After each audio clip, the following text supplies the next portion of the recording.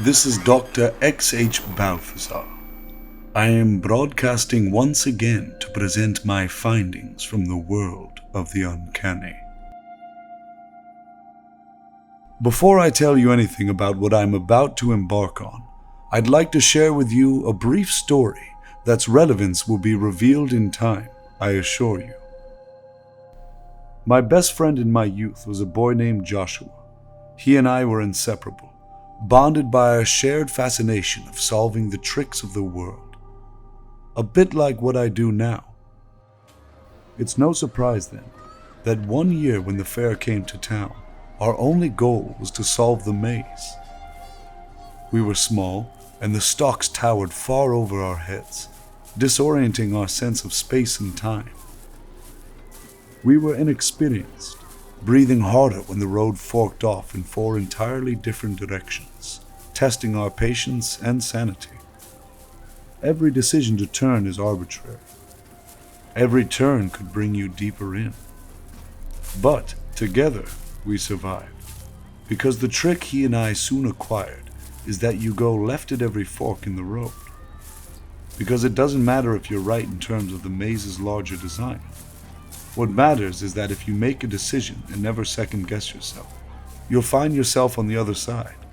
I tell you this because today I am traveling to Portland, Oregon, to talk with two mothers who believe their sons to be missing in the twisting tunneled maze of the mythical old Portland underground.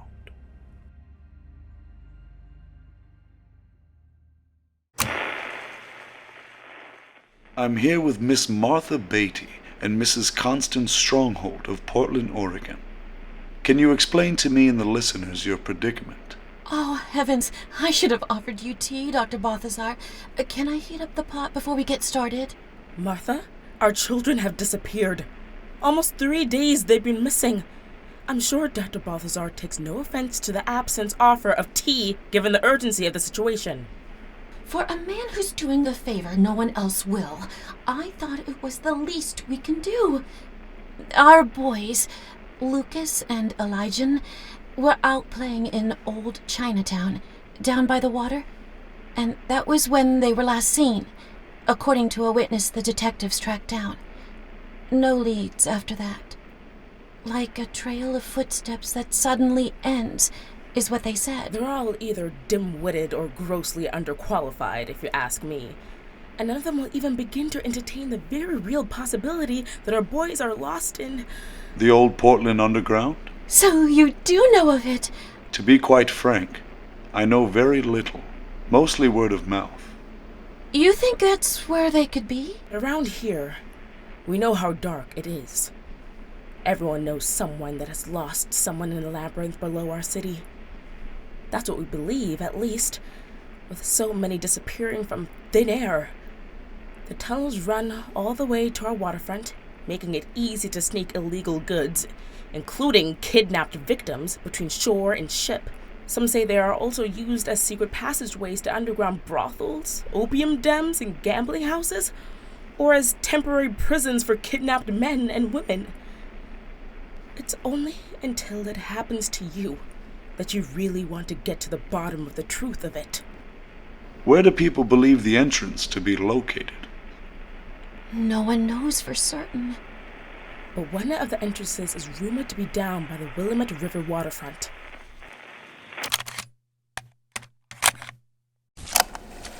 The entrance could be anywhere around here. I've been looking in storefronts and street holes and out on the docks. I found nothing unusual, until I came across this small salt shop where something rather strange is happening inside. From the window, I can see the entire floor is covered in a thin layer of water. The store owner is attempting to tackle the mess with a mop, which I'm sure won't do the trick.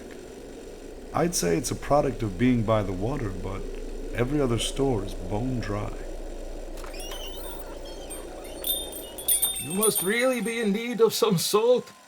I was afraid this mess would ward off all my customers for today. Did I miss a passing storm?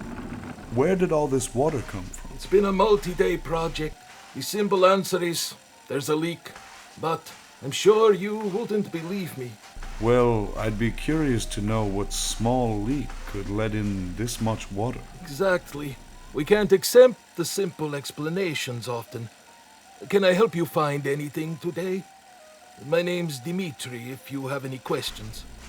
Dimitri, I've heard rumor that this is a potential entrance to the old Portland Underground. You believe the old myth?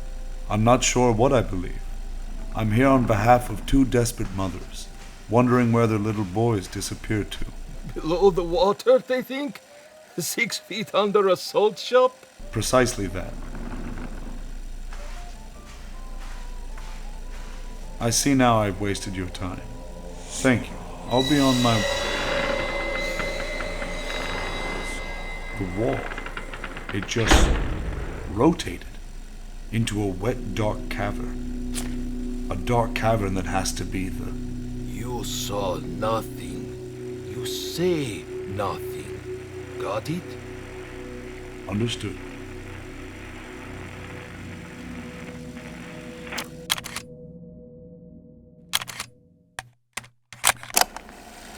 Where are we going? Those boys got lost in here somehow. They're deep in the labyrinth. Otherwise, I would have heard their cries from the storefront. It smells awfully rotten. There's not enough salt in the world to cover up the stench of what's been lost down here. Squirrels, birds, fish, probably some people too, as the myth goes. But I've never seen any. I wouldn't have believed any of this for myself until I was closing up one night. The woman falls through that wall of my store, soaked to the bone, barely breathing, coughing up water from her lungs as if she swallowed the ocean. And her face, it was... oh God, that both her eyes had been gouged from the sockets, tongue cut right down the middle. Was it long before she died in front of me? I don't tell anyone about her or the underground because, you know, then they'll go looking. And then the whole city's lost.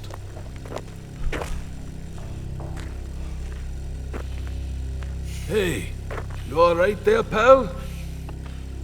Is the pathway narrowing? In my experience, they certainly ebb and flow size-wise. I haven't ventured out too far, though. You can take the lantern if it makes you feel at all better. Thank you. You claustrophobic? Not typically. I think it's the lack of air. There's about 190 feet of rock above your head right now. I'm trying not to think of I it. had to dig real deep if those ship captains were up to what everyone says they were. Kidnapping? Kidnapping. And then everything that came after. Is that the water I hear? Is that possible? I don't believe brothels, opium dens, gambling houses, and prisons even covers the whole myth of how they use people in these tunnels. This is a peculiar case, though. What is? I'm just surprised we're down here, looking for two young boys. Short legs, weak arms, shrill cries. Not the strength they need for their ships, usually. They prefer me to bring grown men back.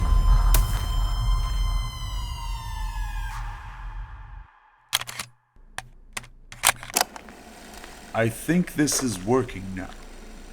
Listeners, I'm piecing together the last few moments.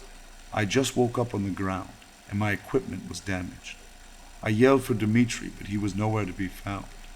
I'm unsure whether we were both attacked, or he was the attacker. Either way, I am unsafe down here. Someone's watching. And there's water here. It appears to be rising. I should leave immediately. I should find my way out. But if the boys are still down here, I must try to find them. But if I yell, I might bring my attacker closer to me. Lucas? Elijah? Boys! Say something! Lucas! Elijah? Oh my God. They're in the water. Lucas. Elijah? Where are you? Boys! The water's at my waist now. I have to leave. I'm sorry, boys. How do I get out? Which way am I supposed to go? Left. I'll go left.